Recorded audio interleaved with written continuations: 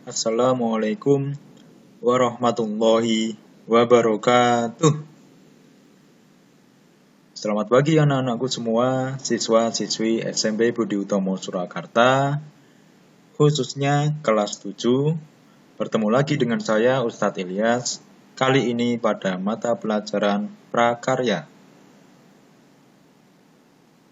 Tidak bosan-bosan Ustadz ingatkan, kita supaya tetap semangat dalam menjalani hari-hari kita, tetap semangat dalam mengikuti pembelajaran walaupun masih ada beberapa atau banyak yang masih merasakan pembelajaran secara daring, dan juga kita supaya tetap menjaga kesehatan kita dengan berbagai cara, dengan 10M, berolahraga, dan usaha-usaha yang lain yang bisa mendukung untuk kesehatan kita supaya tetap terjaga. Oke, hari ini bertemu lagi di pelajaran prakarya. Kemarin kita sudah sampai di bab 7. Nah, kemarin untuk bab ini Ustadz belum selesai dalam menyampaikannya. Terakhir kemarin sampai slide ini ya. Nah, ini. Jadi, ini adalah yang Ustadz sampaikan mungkin 2 minggu yang lalu insya Allah ya. Karena minggu kemarin kita agendanya adalah latihan soal. Nah, jadi pada pertemuan yang lalu yang berupa video dari YouTube, kita sudah mempelajari berbagai hal-hal tentang manipulasi dalam teknologi konstruksi. Nah, kita kemarin sudah sampai ini, jadi saat kita akan membuat atau membangun sebuah bangunan atau konstruksi, kita harus memperhatikan beberapa aspek. Nah, untuk lebih lengkapnya, Ustadz sudah sampaikan di pertemuan sebelumnya, pada video pertemuan sebelumnya. Jadi, barangkali ada yang belum mengikuti sampai selesai, mungkin bisa dibuka lagi untuk video di pertemuan sebelumnya untuk bisa membuka lagi atau melihat lagi apa sih aspek isi-isi atau aspek-aspek yang dipertimbangkan dalam pemilihan bahan, alat, dan teknik dalam teknologi konstruksi. Nah, supaya lebih paham tentang bab ini. Oke, kemarin kita terakhir sudah sampai di sini. Untuk berikutnya kita langsung lanjut ke slide berikutnya. Nah, kalau tadi kita bicara tentang pertimbangannya, jadi dalam membuat sebuah konstruksi kita membutuhkan sebuah pertimbangan dari berbagai aspek. Kemudian di sini berisi tentang contoh penggunaan bahan dalam konstruksi. Jadi bahan-bahan yang digunakan dalam membuat sebuah bangunan. Dan di dalam untuk slide ini kita contohkan adalah baja ya, yang berbahan baja. Oke, mari kita masuk ke materi.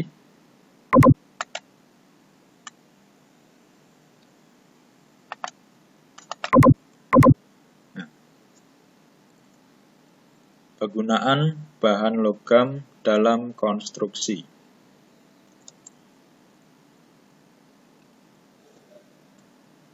Maaf.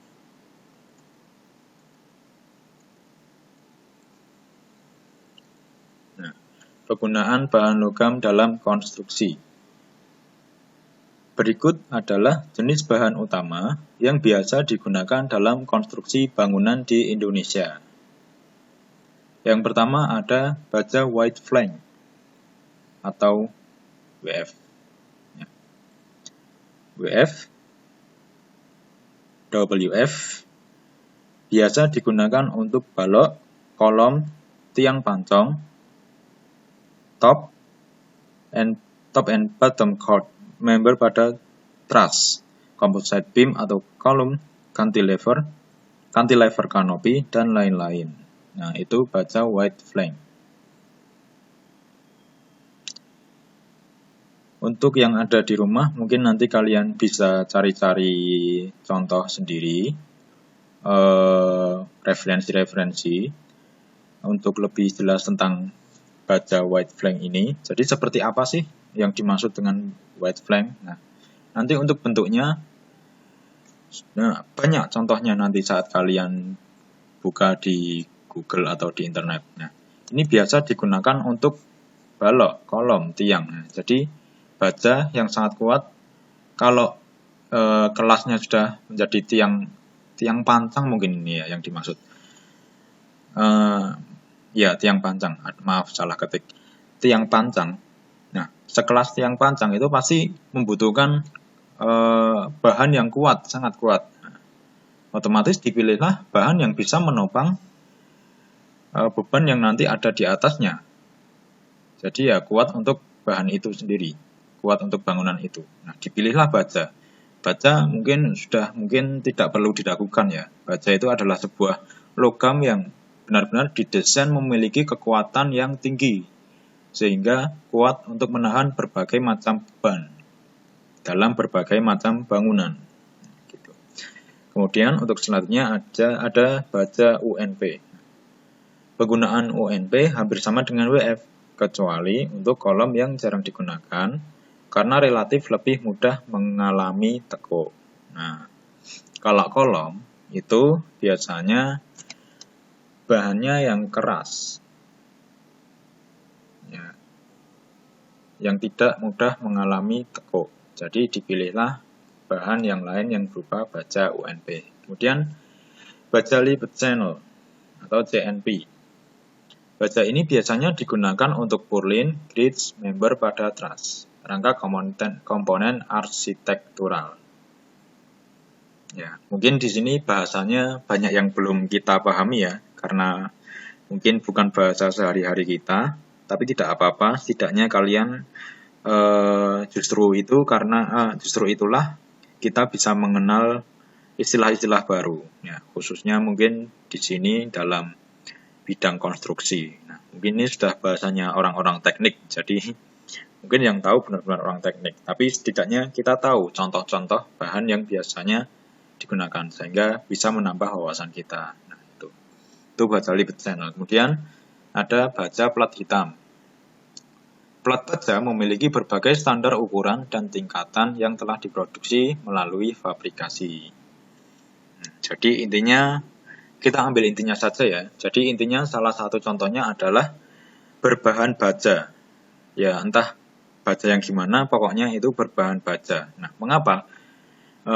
Kalau baja itu banyak digunakan karena yaitu keunggulannya, baja ada di kekuatannya. Kekuatan, mungkin juga tahan karat juga, dan banyaklah keunggulan dari baja. Yang jelas di kekuatannya itu, karena banyak konstruksi atau bangunan yang membutuhkan kekuatan yang tinggi. Jadi dipilihlah baja. Seperti itu.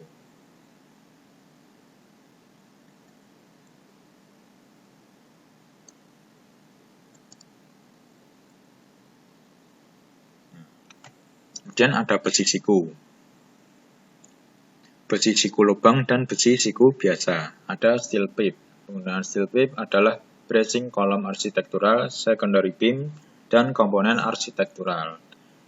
Baja T-beam. Sebuah T-beam yang digunakan dalam konstruksi merupakan sebuah struktur load bearing logam yang berbentuk penampang T. Nah, kita langsung saja ke sini. Yang penting yang tadi kalian sudah mengenal atau menambah wawasan kalian tentang contoh-contoh logam yang biasa digunakan dalam konstruksi. Nah, tapi dari yang Ustadz sampaikan tadi, kira-kira apa sih yang bisa kita ambil dari situ? Nah, yang pertama, kita tadi sudah saya terangkan sebelumnya, kita bicara tentang baja. Nah, di sini dijelaskan keuntungan dari konstruksi baja tadi sudah saya sampaikan ya, bahan konstruksi yang dari baja memungkinkan pekerjaan menjadi semakin cepat di lokasi karena jenis perakitan lebih banyak dilakukan di pabrik. Nah, jadi jenis-jenis baja itu banyak. Yang Ustaz sampaikan tadi ada sekitar bahkan mungkin 6 atau 7. Nah, jadi kalau untuk dirakit di tempat pembangunan itu akan lebih cepat. Dan yang kedua adalah di kekuatannya. Tapi untuk kekuatan akan dibahas lagi di sini, kekurangan. Nah, kekurangan dari konstruksi baja adalah dapat kehilangan kekuatan pada suhu tinggi sehingga rentan terhadap kebakaran. Nah, kenapa? Karena baja itu adalah logam yang mudah memuai sehingga mungkin bisa kekuatannya itu berkurang. Nah, sehingga juga rentan juga terhadap kebakaran juga. Nah, itu kekurangan dari konstruksi baja.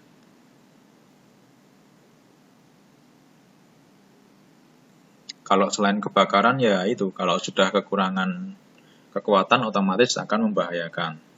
Tapi mungkin seperti ini jarang dijumpai ya, karena memang biasanya bangunan yang menggunakan baja itu sudah dihitung sedemikian rupa bagaimana nanti kira-kira baja ini kuat atau tidak dalam menopang sebuah beban dalam sebuah bangunan. Nah, kemudian selanjutnya ada kayu. Konstruksi kayu dalam suatu bangunan biasanya menggunakan teknik sambung. Sambungan kayu adalah 2 batang kayu atau lebih yang disatukan sehingga menjadi satu batang kayu yang panjang.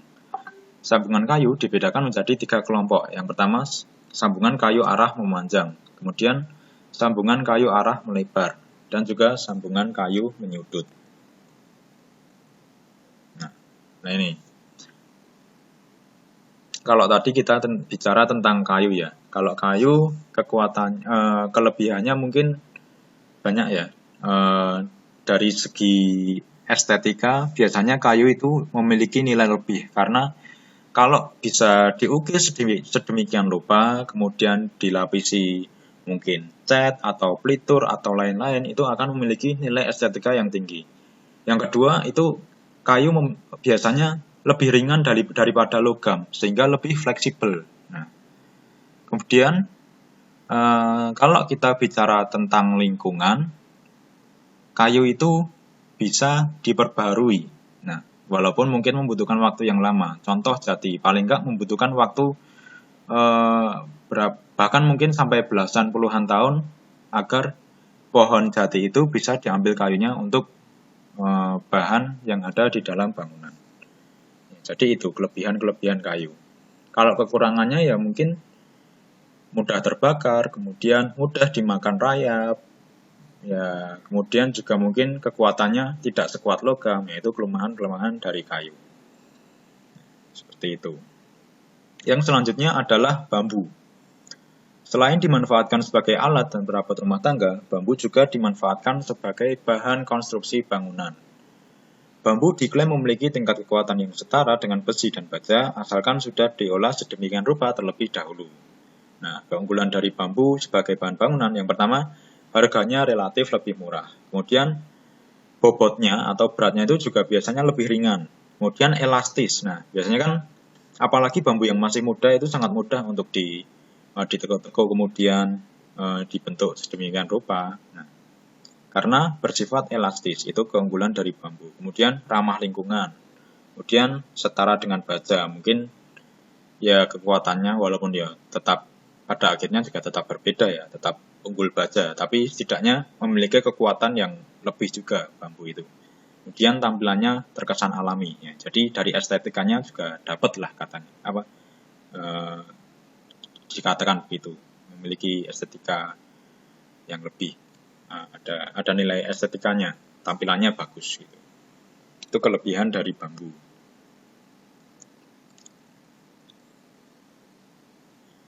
Oke, untuk hari ini mungkin sampai itu dulu materinya.